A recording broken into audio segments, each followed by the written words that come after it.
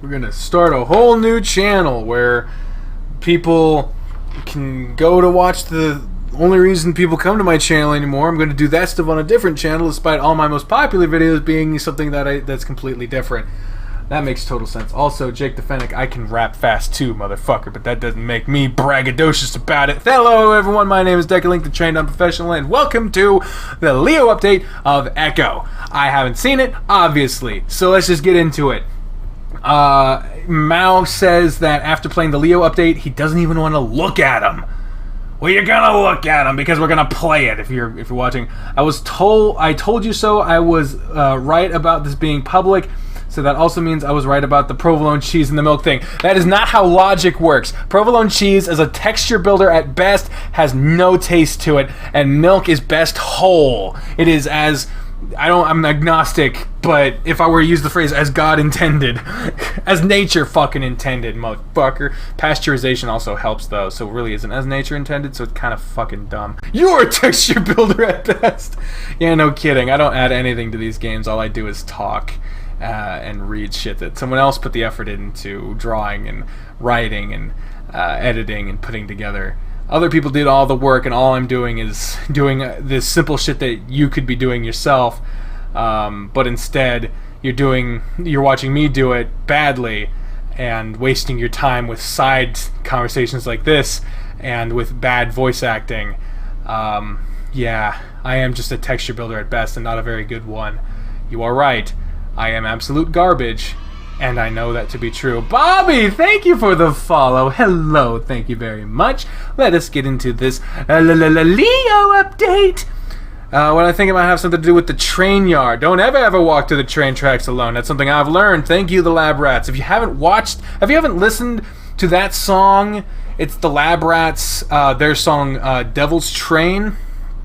Fucking listen to it. It makes me think about this game so fucking much. It is amazing. I fucking love it. If I could animate, I would do...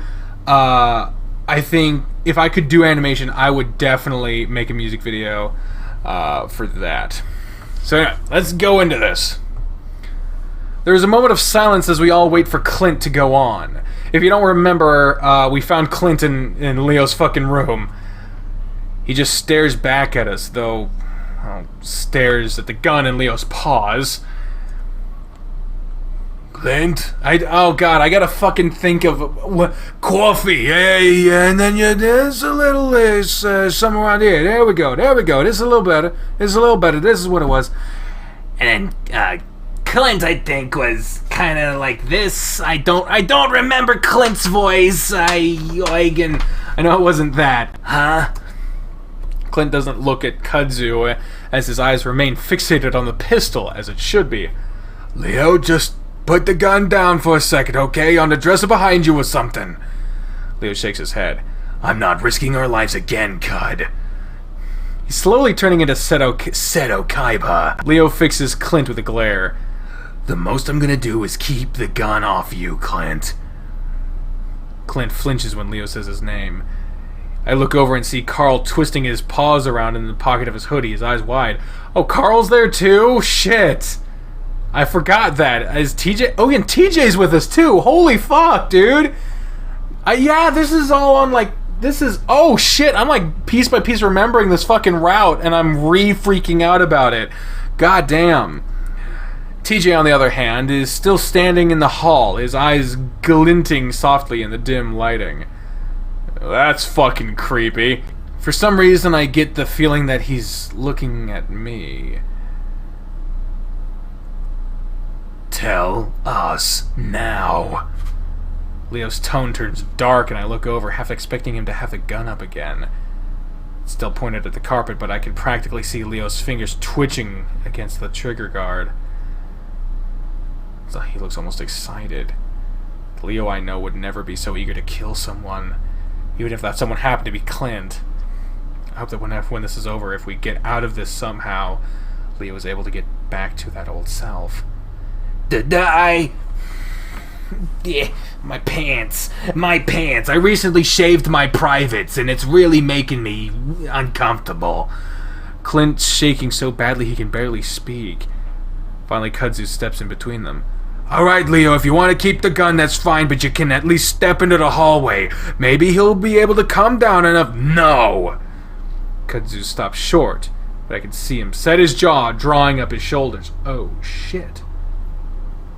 You want me to speak louder? Is that a fucking joke? You want me to speak up? Someone actually might have some information to get us out of here, and all you want to do is scare him shitless. He needs to do his laundry. You can't keep him from his laundry destiny. No, you're not doing it. What the hell? It's very smelly in there, and there's no Febreze. Aaron! The laundry is open, Aaron. It smells like garbage in there, though. Laundry's happening. Woo, audio sucks. Just like everything else in this fucking video.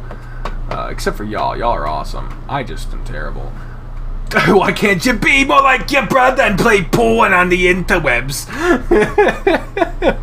I can see Leo puffing himself up too, and I don't like the look in his eyes, so I step forward on Kudzu's right, practically blocking Clint from Leo's line of sight. Not a good idea. When I do, Leo's eyes snap to mine, the simmering snarl disappearing from his muzzle.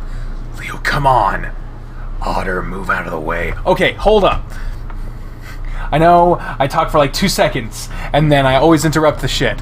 But look, when I saw an update for one of what I believe to be the bad ending for Carl, I noticed that he was calling us Otter. Did I fuck this route up, or am I on the path to the right way?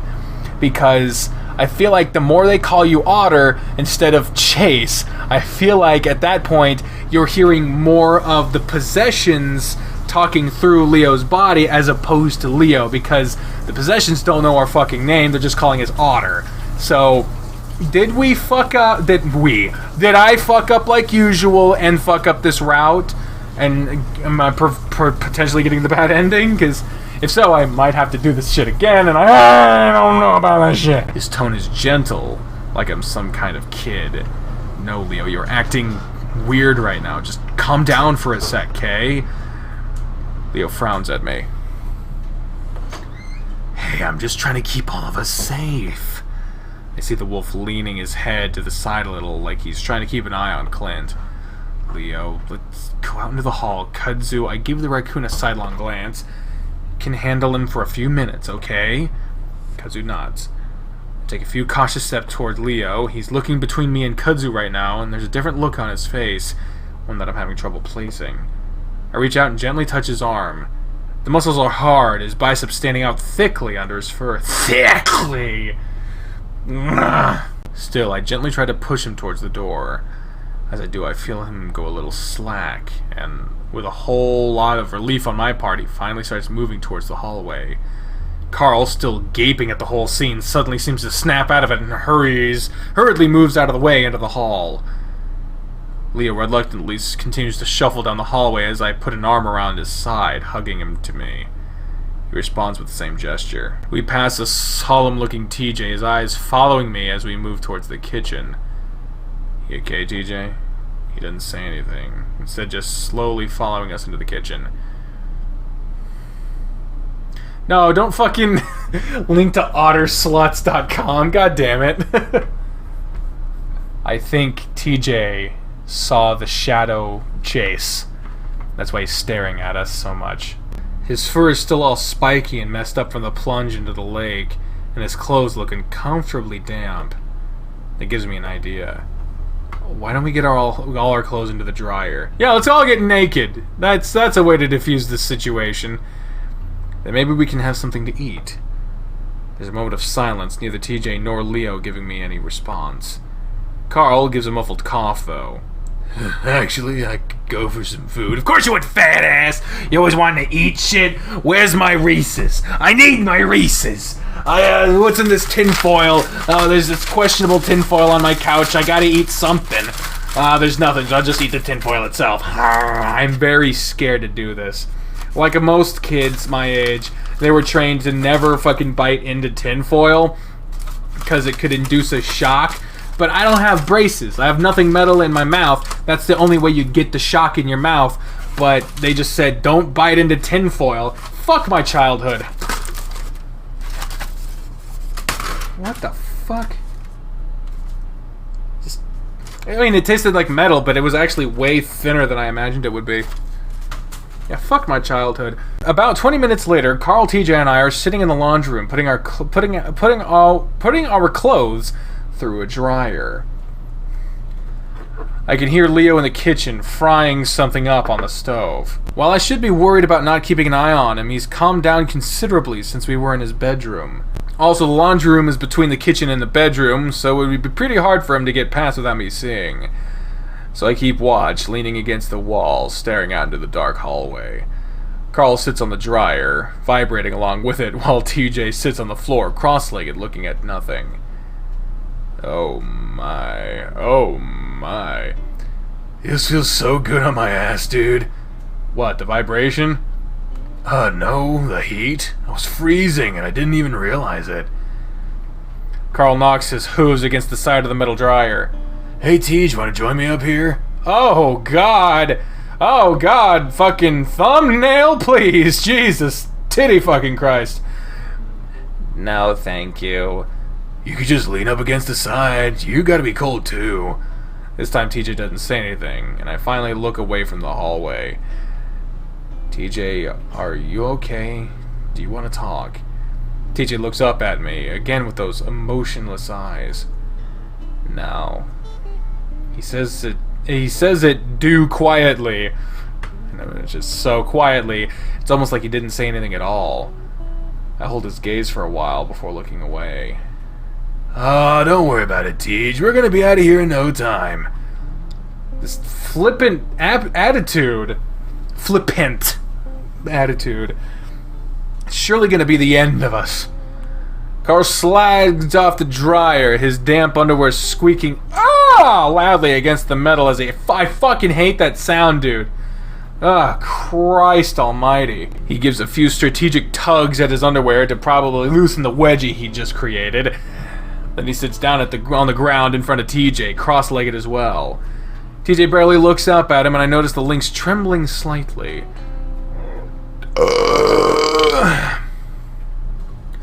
Listen, back in my house, I was like stuck in this weird trap version of my house. Like there was no exit. TJ finally glances up at the ram. We've seen that. And well, I thought I was gonna be stuck forever, and I was panicking. It was like a nightmare that wouldn't end.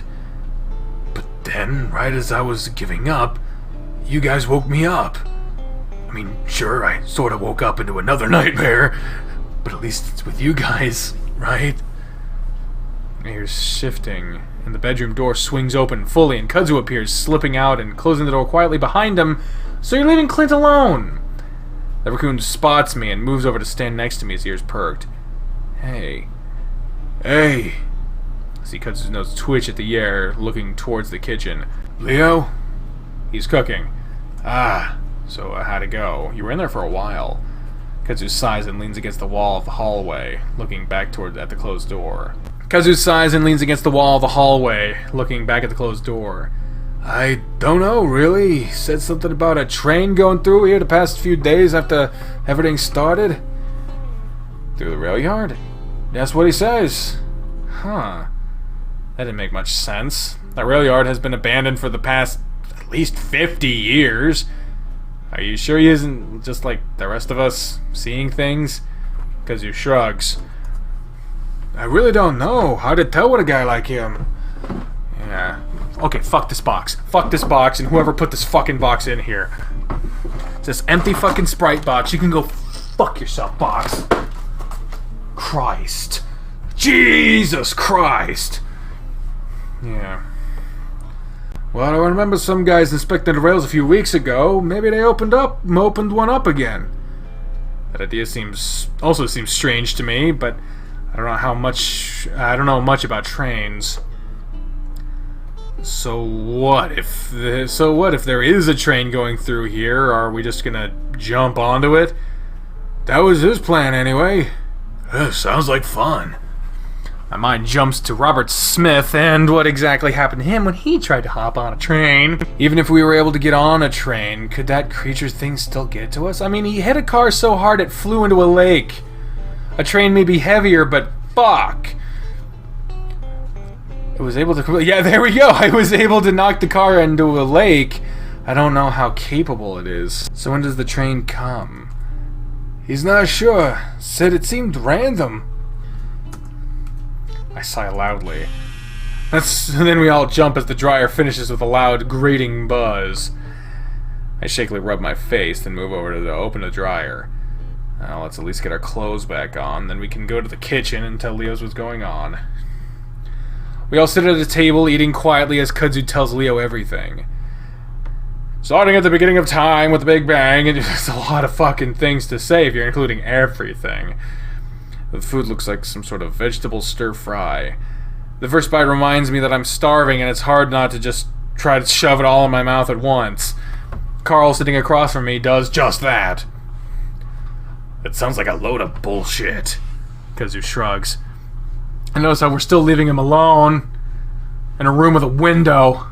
He could be gone. We don't fucking know. I don't know what else to go on. Why would he lie anyway? To buy himself some time. Kudzu closes his eyes for a second, breathing in deeply. Listen, Leo, there's no way he's gonna try anything. He's scared out of his mind right now. Duke was scared. Didn't stop him from trying to kill us.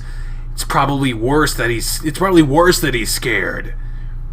Leo looks up the hallway towards the bedroom, and I'm starting to not like the look in his eyes again. In fact, I'm wondering why the fuck we left him in that room alone in the first fucking place. Leo starts to show his teeth. I reach out and rest a paw on the wolf's arm, again feeling the tensing of his muscles underneath the fur. You know, he's being a bit of a dick, but again, he kind of has a point. Why did we leave him in the room alone? Don't worry about it. But he jerks his arm away and suddenly turns on me. Why the hell are you on his side with this shit? You were with that fucking bear. You know what these crazies are doing. These crazies. I wince internally at being reminded of the incident, but I try again, reaching out. Yeah, but Clint isn't Brian. You know he was pushed around by that bear too. Leon, apparently. Leo pulls his arm further away from me. He's looking back and forth between me and Kudzu again. What is this? You're both acting like I'm the crazy one. The wolf pushes his chair back from the table. I heard you whispering shit in the hallway. You were saying things behind my back. Oh, here we go. There's his eyes at Kudzu. Whoa, dude, chill out. Why don't you keep eating, Carl? Damn. Leo shifts his gaze towards the bedroom again before abruptly standing up.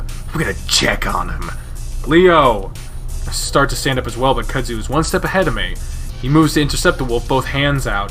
Come on, Leo! But he doesn't get to finish. Instead, the wolf goes straight into him, grabbing one of his arms and punching at his face! Kudzu sees it coming and is able to duck, but he's not quite fast enough. Leo's knuckles glance off the raccoon's muzzle. Motherfucker! Knocking his head around! Leo keeps a hold of his arm and swings Kudzu around away from the hallway and back into the kitchen. Kudzu takes the fall rather well, going into a sort of roll. He does end up banging against Carl's chair, but he comes up on one knee, panting and staring up at Leo. His nose is bleeding. What the fuck? Standing up before I know it and moving around the table to stand at Kudzu's side, I look him over, trying to see if Leo had done him any serious damage before I look back at the wolf. What are you doing? Carl clumsily tries to help the raccoon up, his ears flat against his head. Leo breathes heavily, staring down at Kudzu before his eyes flick to me. Get away from him. What? Get away from... He's gonna shoot Kudzu.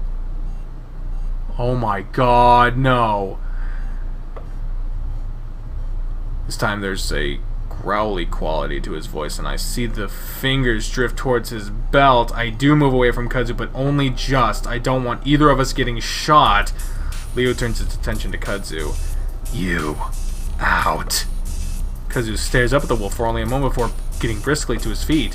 His breathing is so erratic, I'm wondering if he's going to have a panic attack. He gives me a single glance before hurrying out of the kitchen. I want to stop him, get in his way like he did Leo's. The look on Leo's face right now has me frozen, and I can't do or say anything as I watch the raccoon's tail disappear. I hear the door swing open and bang shut. I look back and almost jump as I see Leo's eyes are still on me, studying me. He stares a while longer before turning away and stomping loudly down the hall. Okay, maybe he doesn't shoot Kudzu, but he's probably gonna fucking shoot Clint. Carl is frozen next to me, and TJ just sits there, his eyes down on his plate, food untouched. Still numb, I have to force myself to walk forward, following Leo, terrified of what's about to happen. Leo, wait!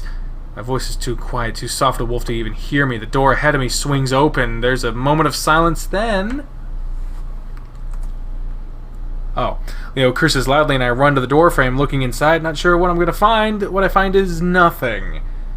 No one's inside. The covers of the bed are thrown back, the window wide open. I fucking said it! I fucking said it! I got it. You know what? I bet Kudzu helped him escape. Because there was no sound of struggle. Wouldn't that be some shit? I mean, it would make sense. I would definitely understand if Kudzu helped... Oh, God. Let's just keep playing. I no time for assumptions. See, I told you! His voice goes from an almost scream to a hushed whisper as he moves to the window, looking out into the night. He slides the window shut, then locks it. This is exactly what I was worried about! What? Inside, I'm more relieved than anything. For some reason, I'm positive that Clint was able to get out of here, or if Leo had caught him in the act of trying to escape, I don't doubt that he would have tried to shoot him. That stupid fucking raccoon, thinking he knew what was best! Leo continues to peer out the window, his ears perked up. I know what the hell's best for us. Thinks he can just come in and tell everyone what to do. See what happens! I start to move back into the hallway towards the kitchen, but Leo suddenly whirls around on me. His frown turns into a sort of uncertain smile. Hey, Otter. Are you okay? I don't say anything. I just stare at him. Otter? Vaguely, I can hear Carl clopping around uncertainly in the hallway, probably too afraid to get close. I try to speak, then wet my lips. Yeah? Leo extends a paw. Come here. Did I scare you? I fidget with my paws. No. Oh, come on, then. Slowly, I move into the wolf's room. Despite my dragging feet, my mind is racing, trying to decide what the hell is going on and what the hell I'm going to do. Leo's lost it. There's no question about that. It's something that I've sort of known for the past day, ever since we found him in Duke's basement. And now it's getting worse. A lot worse. Still, I continue to move towards him, like I'm in some sort of dream. Soon he's got me wrapped in his arms, and despite the warmth, despite the strength I feel in them, I don't feel good about it at all. I'm just scared. Chula. He breathes it into my ear, sending shivers down my spine. I told you that I'm going to protect you. I'm going to keep you safe. It's exactly what I'm going to do. He starts rocking me back and forth, shifting us around on his feet, like we were doing some kind of half dance at prom. He moved us around. He moved us around so that I'm looking at the door. I can see Carl's horns, his eyes fearfully peering into the room. That raccoon, he wasn't good for you. Good for me? He helped me. Leo gives me a squeeze that almost knocks the breath from my lungs, that cuts me off. Maybe, maybe not. I could see him acting strange. Kinda like the others. Wolf continues to rock us back and forth as I continue to look over Leo's shoulders, seeing in Carl's eyes that this is definitely fucked up. I don't say anything else to Leo, worried about how he might take it if I keep trying to convince him that Kudzu was only trying to help us. I'm gonna get you all out of here, like I should have done from the beginning. Okay? He gives me a little shake. I'm silent a little too long. Okay. Okay. And he keeps rocking me like that for what seems like hours. When we make another revolution, I can see that Carl's not there anymore. Then I hear something. Soft at first, and louder and louder. Leo stops dancing with me. I can make out a rhythmic, dull, metallic sound accompanied by a horn. A train? What? TJ and Carl are standing at the back door, staring out into the night. Leo pushes past them, ears perked as he tries to see through the darkness. The train sounds incredibly close, almost like it's only feet away. Should we go to it, like Clint said? Don't ever walk to the train tracks alone. Leo pauses, his nose twitching before he waves his paw at us. You guys stay here, I'm gonna have a look. Leo. And just like that, the wolf disappears into the night, leaving us behind. I stare out into the night. So, guess Clint wasn't shitting us after all, huh? Yeah. All I can think about right now, though, is Kudzu. Did he hear the train right now? Was he on his way over there? I look to my right, toward Kudzu's house, only a few hundred feet away. Quietly, I start stepping outside. Chase? Carl's voice behind me is timid, scared. I look back at him, able to make out the whites of his eyes in the darkness. DJ lurks behind him, staring at me as well, though more stoically. I'll be right back. I just need to check on Kudzu. Everything that Kudzu had done for me up to this point, saving me multiple times, making sure I was doing okay, nursing me back to health, hell, even helping me with my project before all this shit went down. I'm not going to abandon him. Just like with Leo when he was imprisoned by Duke, I feel it's my responsibility, only this time the urge is even stronger. I have to make sure Kudzu makes it out of here like the rest of us. Carl, though, doesn't look so enthusiastic about that. I don't know if that's such a good idea. You saw Leo. Carl looks over my shoulder and I do the same, worried that he might be coming back. But all I see is darkness. I realize then that Carl is just as afraid of the wolf as I am right now. I swear I'm only going to be away for a few minutes. If Leo asks, tell him just tell him I needed some air.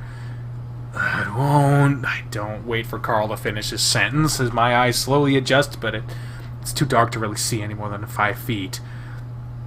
The amount of stars overhead is almost dazzling, but it's not enough light to help me see. In fact, it's almost disorienting. The way the bright powder look of the sky clashes with the black horizon of the mountains. Focusing on it too much makes my stomach turn, and I turn my eyes down, trying to focus on the barely visible ground, and whack. Until my face slams right into something big, hard, and full of twigs. Just fucking goddamn it! I shout, whisper into my paws, covering my nose, afraid for a second that maybe I ran one of my eyes. Oh, God! A quick but shaky examination with my fingers puts the fear at ease, though now I feel like my muzzle has gone flat into my face. The jolt had me feeling all the aches of my past 2 incidents with cars. I stand there in the dark for a moment, gathering my senses. It's almost completely silent now.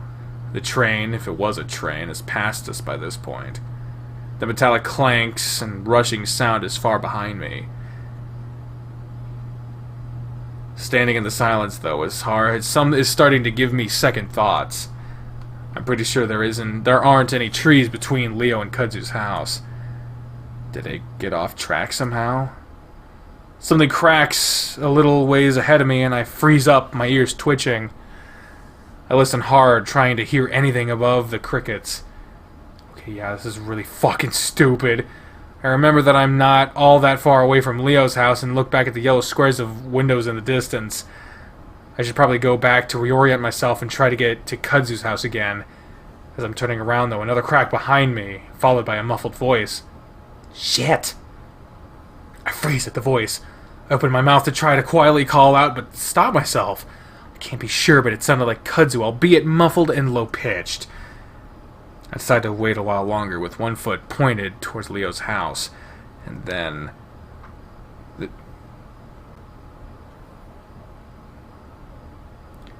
This time the sound is right next to me and jump into the air. I make a run for the house and immediately trip over several rocks, going face first into the ground. God damn. I'm scrambling at the ground with my paws and feet when I hear the voice again. Whoa, whoa, Chase! Oh, thank Christ. I slump back into the ground in relief. Oh my God, Kudzu, what the hell are you doing? I feel the raccoon's paws feel over me and pull me back up to my feet. I heard a train. I saw someone. Are you okay? When a faint light of the stars, I can make out Kudzu's ears at the tip of his muzzle. My eyes have adjusted to the point where I can even see the mask in his fur. I heard a weird fucking noise over by my door. It sounded like someone was trying to unlock it, which they shouldn't because everyone is in the house right now. The door is still locked, but the latch is undone. The swinging lock. Just out of pure paranoia, I'm gonna do that latch real quick. I ain't fucking around with this shit. Yeah, I wanted to come get you in case we were gonna try to hop the train. I look over my shoulder trying to listen for the train again. A little late for that, huh? Oh, yeah, but I didn't want to leave you behind. I rub my face where I hit the branch. Listen, I don't know what's going on with Leo, but maybe we can go back and try to talk. Kudzu shakes his head. Nah, I don't think he's gonna listen. As much as I hate to admit it, Kudzu was probably right. Well, I'm not gonna leave you out here after everything we went through. I see a glint of white teeth as Kudzu gives me a small smile. Oh, well, thanks, man, but really you should probably get back before he... There's something! At that moment I realized something. Wait, what were you doing out here? You said you saw someone. Kudzu shifts slightly from one foot to the other. I thought I did, at least. Like someone from the town, or... I think it was your friend. What? Yeah, Fox? Jenna? Jenna? My eyes go wide as I turn back to the darkness, squinting. Where? Where'd you see her? Kudzu turns to look with me, then takes a few steps forward. Well, I was going back to my trail after the whole thing with Leo, and then this Fox girl just kind of jumped up from the side of my house. Oh, where'd she go? My heart's hammering in my chest right now as I strain to see her. Jenna's been on my mind ever since the very beginning, and her absence has only become more prominent after finding the others. Well, I think she went off in that direction. Kudzu points into the darkness. I could hear her running off, but then the footsteps stopped, so I thought she might have stopped and hid somewhere. Come on, then. I motioned Kudzu forward and stepped towards the darkness of the wilderness. Hold on, I was going to grab a flashlight. There's no way we're finding anything out here at this time of night. You go get them, I'll wait. Of course, I'm terrified of being left alone, but I'm also terrified of Jenna running away if I don't keep watch. I'm getting the feeling she might be under the same influence that Carl or TJ had been earlier.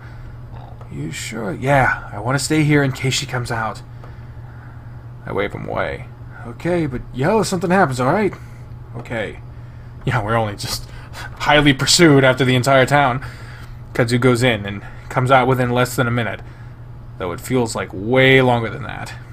While he was gone, I risked a few loud whispers in Jenna's name, but didn't get any response. Pretty soon, a beam of light is sweeping the dirt, sagebrush, and cacti as we slowly make our way in the direction that Jenna had run. Apparently, it was through the backyard and out towards the desert.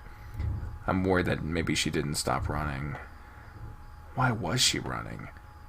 Did she say anything? I whisper softly to Kudzu as I follow along with him, one hand on his shoulder. No, just looked up at me and took off. Looked terrified of something. I frown, my paw tightening a bit on the raccoon's shoulder. Maybe it's just because she doesn't know you, right? Maybe she was heading to Leo's place. Maybe. I try to focus on the sea of pale glow in front of me, the bright, cold light of the flashlight sucking the color out of the desert. The grays, the whites all sort of blend together after a while, and the swinging motion of the beam starts to lull me into a weird hypnotic state. Not the time, man! It's at this moment that I catch movement out of the corner of my eye on the right, where the light isn't currently pointed. I hear the sound of shifting dirt and gravel, immediately followed by a bizarre, high-pitched snarl that makes me gasp in horror. I eventually even piss myself a little when, as I see the glint of white teeth, Kudzu tries swinging the beam back towards the direction of the sound at the same time as I try to pull him back with a paw on his shoulder. Whatever it is, hits Kudzu hard, knocking him back and sending me stumbling away to land on my ass. The flashlight rolls away from the raccoon's paw and shines into my face, briefly blinding me. I can sense a loud growling commotion right in front of me, along with the sound of Kudzu grunting. Numbly, I reach out and snatched up the flashlight and then turn it to the sounds first to see Jenna, her ears back, teeth bared, swinging her paws at the crumpled heap on the ground. That heap is Kudzu, and he has his arms up in self-defense, snarling back, his eyes wide. Jenna! Just like that, the snarl drops from her face, and her eyes snap to mine. Chase! But then the position is suddenly reversed as Kudzu grabs the fox by the wrist and practically barrel rolls. Now Kudzu sits on her back as he keeps a hold on her wrist. Wait, stop! I rush over to them, grabbing Kudzu's upper arm, trying to pull his paw away from Jenna. It's okay, she's good, she recognizes me! Kudzu only hesitates for a moment before scrambling off the fox, backing away, breathing hard. Jenna quickly sits up, absentmindedly brushing off her shirt as she looks up at me. Oh my god, Chase! She says in a hushed whisper, putting a paw to her mouth. Jenna, are you okay? I reach down to help her up, and she immediately goes in to hug me. I stand there awkwardly for a moment, but she buries her face into my shoulder, gasping for breath. I'm not sure if she's crying or not. Are you okay? I ask again, patting her back awkwardly. Sorry, I'm fine. Jenna steps back and wipes under her eye with the back of her paw. I didn't know where any of you were. Where were you? Jenna looks all right, for the most part, except for a bunch of dirt on her clothes and her fur. But then I don't know if that's from before or after she was wrestling with Kudzu.